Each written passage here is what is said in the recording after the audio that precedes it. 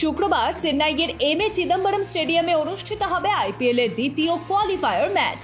এই ম্যাচে মুখোমুখি হবে সানরাইজার্স হায়দ্রাবাদ এবং রাজস্থান রয়্যালস। কিন্তু শুক্রবার চেন্নাইয়ে রয়েছে বৃষ্টির সম্ভাবনা। যদি এই ম্যাচ বৃষ্টিতে ভেস্তে যায় তাহলে কোন দল যাবে ফাইনালে, হায়দ্রাবাদ নাকি রাজস্থান? আইপিএলের ফাইনালে রিজার্ভ ডে রয়েছে, কিন্তু প্লে অফে কোনো ম্যাচের জন্য রিজার্ভ ডে নেই।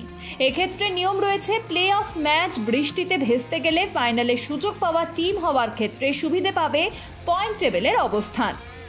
গ্রুপ পর্বে হায়দ্রাবাদ রয়েছে 2 নম্বরে এবং 3 নম্বরে রয়েছে রাজস্থান। ফলে বৃষ্টিতে দ্বিতীয় কোয়ালিফায়ার ভেস্তে গেলে কেকেআরের বিরুদ্ধে ফাইনালে খেলার সুযোগ পাবে হায়দ্রাবাদ।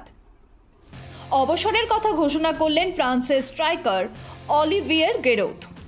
আগামী মাসের ইউরোপিয়ান চ্যাম্পিয়নশিপের পর আন্তর্জাতিক ফুটবল থেকে অবসর নিতে চলেছেন তিনি।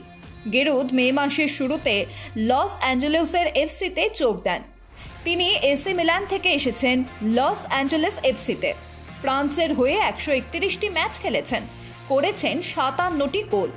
পুরুষদের জাতীয় দলের সর্বকালের শীর্ষস্থানীয় গোলদাতা 2022 বিশ্বকাপের থিয়েরি হেনরির রেকর্ডও ভেঙে দিয়েছেন তিনি। টি-20 বিশ্বকাপের আগে ম্যানচেস্টার সিটির মনোবিদ ডেভিড ইয়াংকে নিয়োগ করল ব্যাটলারদের ইংল্যান্ড। বিশ্বকাপে খেলোয়াড়েরা যাতে চাপে পড়ে মানসিকভাবে বিপর্যস্ত না হয়ে পড়ে, সেই কারণে মনোবিদ নিয়োগ করল ইংল্যান্ড। 2016 থেকে 2020 সাল পর্যন্ত ইয়াং ইংল্যান্ড ক্রিকেট দলের হয়ে কাজ করেছিলেন মনোবিদ ডেভিড ইয়াং। বৃহস্পতিবার আন্তর্জাতিক ফুটবল থেকে বিদায় নেওয়ার কথা ঘোষণা করলেন কোস্টারিকার কিংবদন্তি গোলরক্ষক নাভাস। সামাজিক যোগাযোগ মাধ্যমে একটি ভিডিও শেয়ার করে অবসর নেওয়ার কথা জানিয়ে দিয়েছেন নাভাস। 37 বছর বয়সী এই গোলরক্ষক খেলতেন পিএসজিতে। 2008 সালে কোস্টারিকার হয়ে অভিষেক হয় নাভাসের। এরপর 17 বছর জাতীয় দলের হয়ে 114টি ম্যাচ খেলেছেন তিনি। খেলেছেন 3টি বিশ্বকাপও। হাতে মাত্র আর কটা দিন, তারপরে মার্কিন যুক্তরাষ্ট্রে বসবে টি-20 বিশ্বকাপের আসর। সম্প্রতি নিউ ইয়র্কে তৈরি হয়েছে 34,000 আসনের নাসাউ কাউন্টি ইন্টারন্যাশনাল স্টেডিয়াম। এবার সেখানেই অনুষ্ঠিত হবে ভারত পাকিস্তান ম্যাচ।